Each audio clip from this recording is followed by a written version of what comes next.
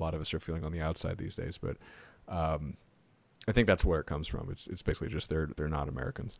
There's a, it's kind of eerie, at least, like how well, like, from these people are tend to be able to predict this stuff. Like going along the lines of Deus Ex, because that was a 2000 game. I mean, Metal Gear Solid 2 came out in November 2001, so obviously they've been working on it, for a couple of years beforehand. But the game, the climax of the game is when Arsenal, like, the original plan was to have Arsenal Gear basically crash into New York City. It would destroy the Statue of Liberty and a lot of the financial district of Manhattan. And it's got this final battle between you and the former president of the United States, who turns out to have been like this puppet of the Patriots this whole time. Well, he's he's fighting against the Patriots. He's fighting. That's right. He's fighting against the Patriots. That's right. Like he was originally supposed to be a puppet, but he was a puppet who had rebelled against his masters.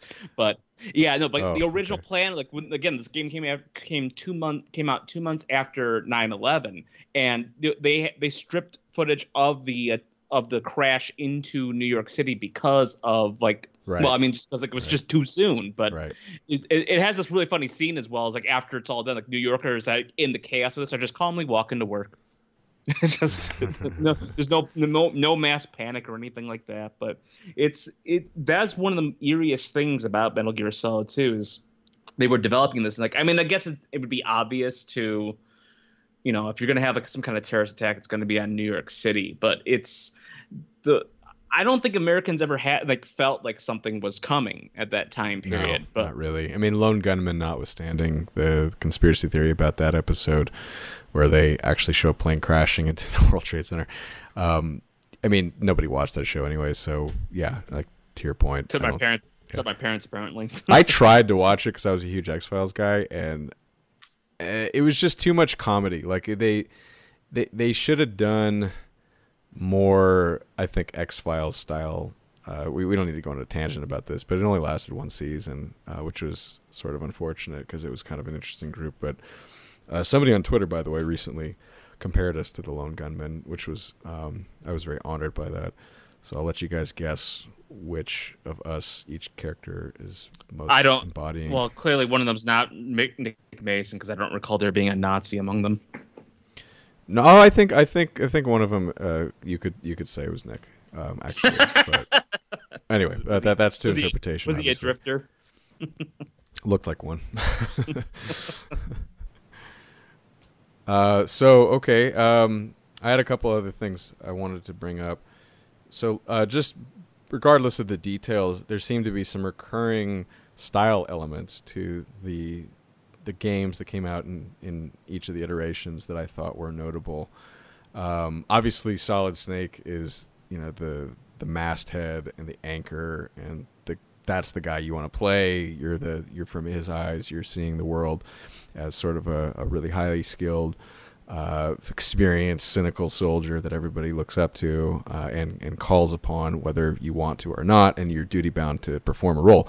But there's all these sort of ancillary characters around him that have a very, very specific flavor to them that I thought was kind of interesting. And it's very Japanese-esque in a way. If you're familiar with how a lot of the anime series are constructed, there's typically, or the video games for that matter, there's typically a team aspect to most Japanese stories, and each person has kind of like a go-to specialty. And in all of the games, there's obviously a villain that you're going up against that has megalomaniacal ambitions, and there's typically some kind of super weapon and a conspiracy involved.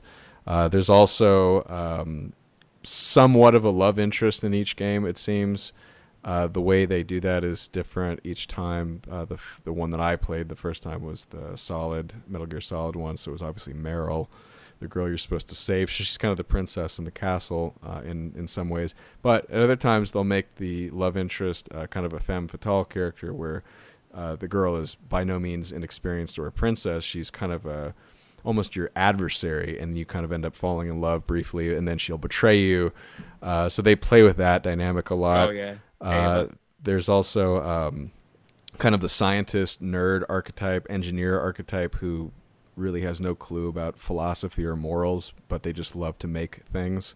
And their ego is wrapped up in that, and go ahead. They all actually tend to be from the same family, all except for Sokolov. They all tend to be from the Emmerich family. Right. Yeah. So there's clear, like, that's a consistent type of character. I mean, literally, they're making them related to each other, and that's also another thing. Like, somebody I was watching, what is that? Plinkett's Review, whatever they call themselves, that group.